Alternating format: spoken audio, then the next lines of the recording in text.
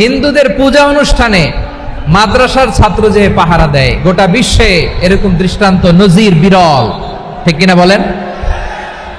আইন শৃঙ্খলা বাহিনীর পাশাপাশি মাদ্রাসার ছাত্ররা যে সেখানে পাহারা দেয়, গোটা পৃথিবীতে এই দৃষ্টান্ত আপনি পাবেন। মাদ্রাসার ছাত্ররা তারা তো কোরআনের ধারক, তারা হাদিসের ধারক, তারা কেন মন্দির পাহারা দিবে? এই সম্প্রীতিকে ধরে রাখার জন্য, এই সৌহার্দ্যকে ধরে রাখার জন্য, আমাদের পারস্পরিক ভালোবাসাকে অটুট রাখার জন্য। আওয়াজ করে বলতে হবে, ঠিক কিনা? এখন বলেন, আমাদের এই ভালোবাসা অটুট থাক আমরা চাই কি চাই না? আমরা হিন্দু মুসলিম মিলেমিশে শান্তিপূর্ণ সহাবস্থান, সাম্প্রদায়িক সম্প্রীতি, লালমনিরহাটের ভাইয়ের আওয়াজ করে বলুন, এই সাম্প্রদায়িক সম্প্রীতি আমরা চাই কি চাই না? আল্লাহ এই দেশকে তুমি বরকতময় করো, বাংলাদেশকে তুমি শান্তিময় করো। আওয়াজ করে সবাই বলেন আমিন। এই পিসফুল কোএক্সিস্টেন্সের জন্য আমাদের কি শিখিয়েছেন, কি কি গাইডলাইন দিয়েছেন, আমরা 1, 2, 3, 4 করে এগুলো আপনাদের সাথে শেয়ার করব। আমি আপনাদের খেদমতে সূরাতুল আনআমের 108 নম্বর আয়াত তেলাওয়াত করেছি। এখানে আল্লাহ রাব্বুল ইজ্জা ওয়াল জালাল তিনি ইরশাদ করছেন, ওয়ালা তাসুব্বুল্লাযীনা يدعون من دون الله فيسبوا الله عدوا بغير علم كذلك زينا لكل أمة عملهم ثم إلى ربهم مرجعهم فينبئهم بما كانوا يعملون رب العالمين বলেন, গোলাম ও আমার ইমানদার বান্দারা শোনো শোনো, ও আমার বিশ্বাসী বান্দারা শোনো শোনো,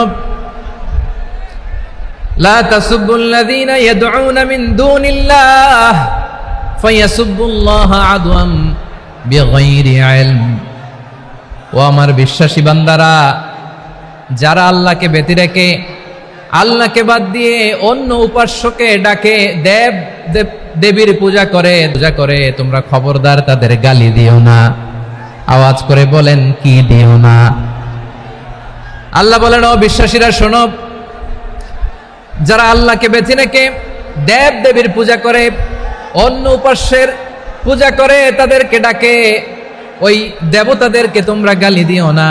যদি ওই দেবতাদেরকে গালি দাও তাহলে ভুলবশত, শত্রুতাবশত তারা তোমাদের রব আল্লাহকে গালি দেবে, ঠিক কিনা? তোমরা যদি তাদের দেবতাদের গালি দাও, ওরা রেগে তোমার আল্লাহরে গালি দিবে, তাহলে আল্লাহরে গালি খাওয়ানোর কারণ হয়ে গেলাম আমি, ঠিক কিনা বলেন?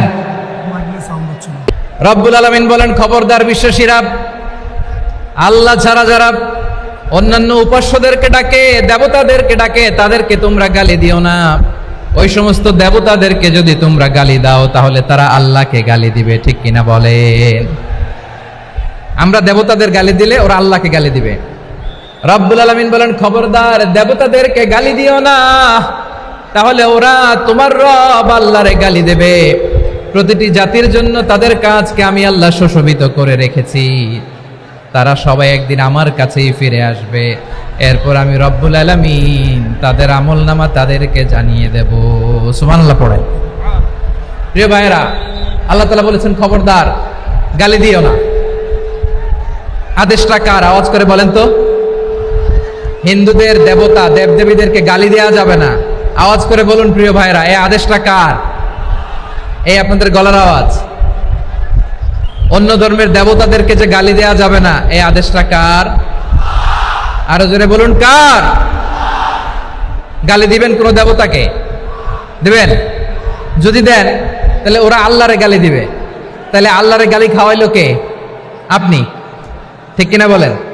আমি আল্লাহকে গালি খাওয়ানোর কারণ হলাম, কারণ আমি যদি গালি না দিতাম ওরা আমার রবকে গালি দিত না। আওয়াজ করে বলেন, ঠিক কিনা?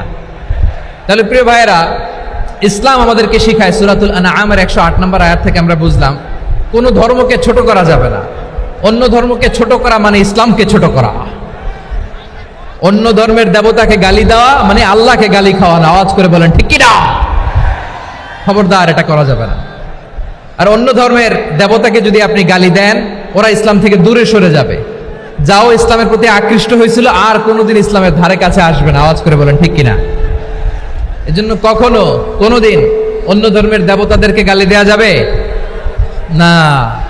অন্য ধর্মের কোনো দেবতাদেরকে আমরা গালি দিব না, গালি দিব না, বরং ইসলামের beauty, the beauty of Islam, ইসলামের সৌন্দর্যকে আমরা তুলে ধরব। আমরা যদি বিশ্বনবী সাল্লাল্লাহু আলাইহি ওয়াসাল্লামের জীবনের দিকে তাকাই, তাহলে আমি দেখব বিষ্ণু ইসলাম মক্কাতে কিংবা মদিনাতে অন্য ধর্মের লোকদের সাথে খুব পিসফুলি লাইফ লিড করেছেন। হোক মুশরিক, হোক খ্রিস্টান, হোক ইহুদি, বিশ্বনবী সবার সাথে মিলেমিশে ছিলেন। আলহামদুলিল্লাহ বলেন। ইসলাম হচ্ছে পিসফুল রিলিজিয়ান। অন্য ধর্মের প্রতি সহনশীলতার সবক ইসলাম আমাদেরকে দেয়। কিন্তু প্রতিটি মুসলিমের এটা মনে রাখতে হবে, আল্লাহর কাছে পছন্দনীয় গ্রহণযোগ্য ধর্ম, জীবনাদর্শ একটি, সেটা হচ্ছে ইসলাম। আওয়াজ করে বলেন সেটা কি? লালমনিরহাটের ভাইয়েরা আওয়াজ করে বলুন, আল্লাহর কাছে মনোনীত ধর্ম একটি, সেটা কি?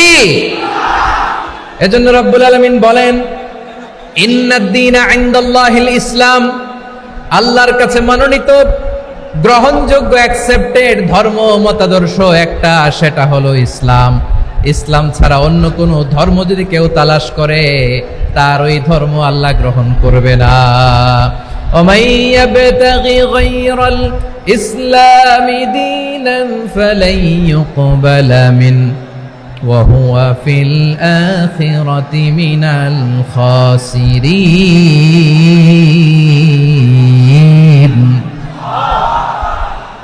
Whoever seek anything except Islam, that won't be accepted from him, and he will be loser in the day of judgment. কিয়ামতের দিন ইসলাম ছাড়া কেউ যদি অন্য কোনো ধর্ম তালাশ করেছে দুনিয়াতে, তার এই মতাদর্শ গ্রহণ করা হবে না।